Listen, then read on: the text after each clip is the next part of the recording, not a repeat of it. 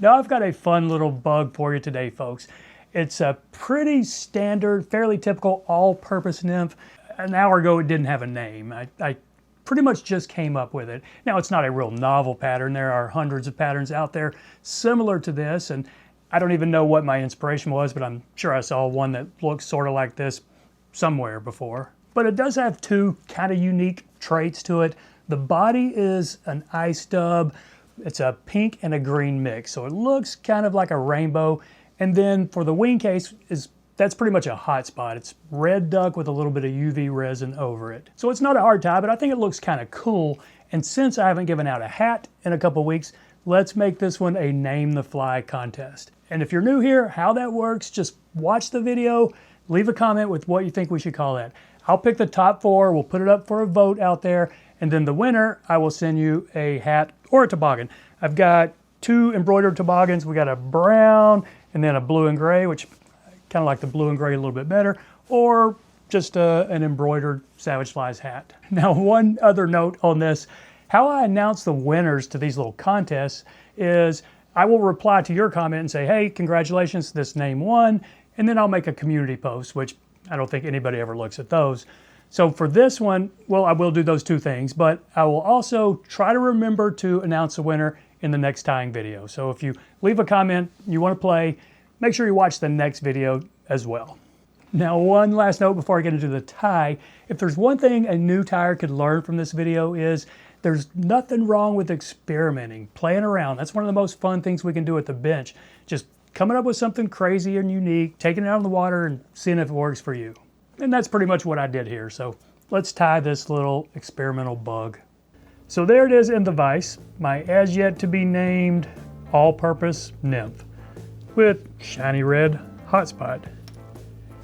And I'm tying this on a size 12. It's 1 extra long, 1 extra strong barbless wet fly hook. And I'm going to start with black thread. This is a 52 denier. I think red thread would be perfectly fine here. Since we are doing a red hotspot, red might actually be a little better, but black is going to be okay. So for the tail, I think anything is fine. I'm going to use brown hen. So I've got 8 or 10 fibers here. Now it's not going to be terribly long, but also not insignificant. So I'll do that, a little pinch wrap right there. Take this back and take a look at it. Yep, I think that's going to be fine right there. So a couple more wraps. I want my thread right up front, maybe 2/3 of the way up.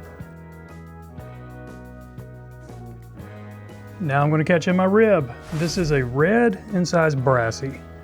So I'll catch it in up here, close to the front, and then take it back here to the front of that tail. Now here's the magic part of this fly.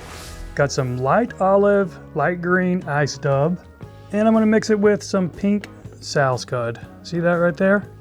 Now I don't think it needs to be sow scud.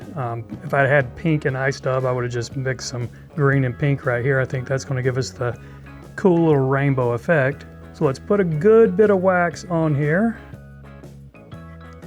And now I'm going to dub a noodle, I don't know, 1.5 inches, maybe 2, and not real tight. I want it to be kind of buggy, and we are going to rib it, so it can be kind of a messy noodle here.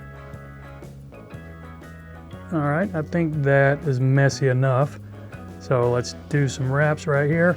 And if it's too messy, the rib will help us tame it.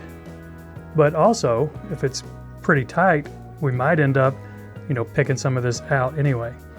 Now I'm gonna go ahead and wrap this red rib. You could wait till a later step if you wanted to also wrap it through the thorax, but I'm going to pick the thorax out anyway, so I'm not going to put my rib all the way up through it. So 4 or 5 wraps right there just to get you up to your tying thread.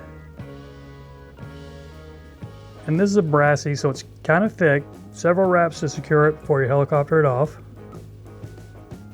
Now for what's going to be the hot spot, just a little red slip of duck. Not real wide, certainly not as wide as a hook gap. Just do a loose wrap right there. A couple of them, take a look. Is it coming off the top? Yeah, close enough. But what I will also do here, flip it over and then see, is that going to be enough of a red hot spot? Maybe, but I want to go a little bit farther back just to make it a little bit bigger and a little more prominent. Okay, that should be good right there. Now a little more wax. And I'm going to make another noodle of the same dubbing, with the same dubbing. This one can be a little bit thicker. You usually want, for your mayfly type nymphs, which this pretty much is, you like the thorax to be maybe a little bit thicker than the body.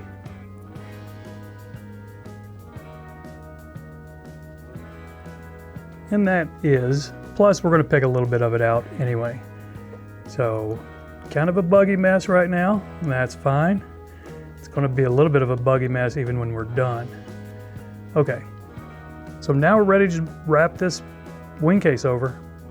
And I wouldn't spend a lot of time worrying about it being perfect, making sure you have everything parallel, etc. Just kind of make sure it's on the top.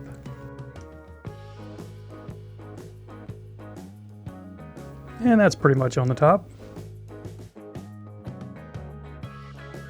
And before the next step, I'm going to go ahead and finish the head, try to bury some of these butt ends right here. And you can use or make a pretty big head. It is a nymph, and I don't want it to be a tiny head, so I will use a few thread wraps here just to bulk this up a little bit. All right, I think that's fine. Let's do a quick whip finish.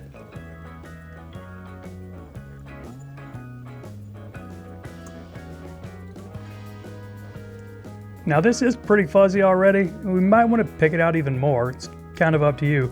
But before you do that, if you're going to do that, let's put our UV resin on the top. And I'm going to put it right here on top of this red, a pretty big dollop. Go from the red all the way to my thread head here. And this is the kind of the first coat. Just be careful not to get it in your eye.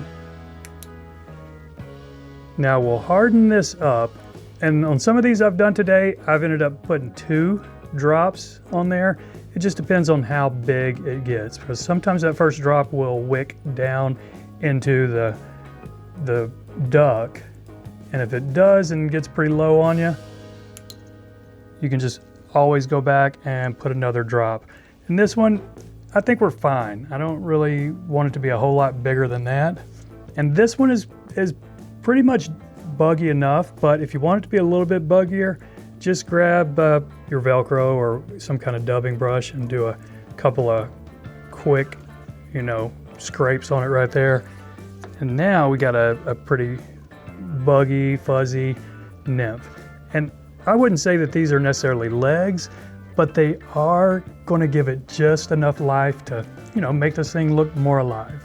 So that's it, my friends. I appreciate you watching. Looking forward to hearing what you guys come up with for a name for this thing.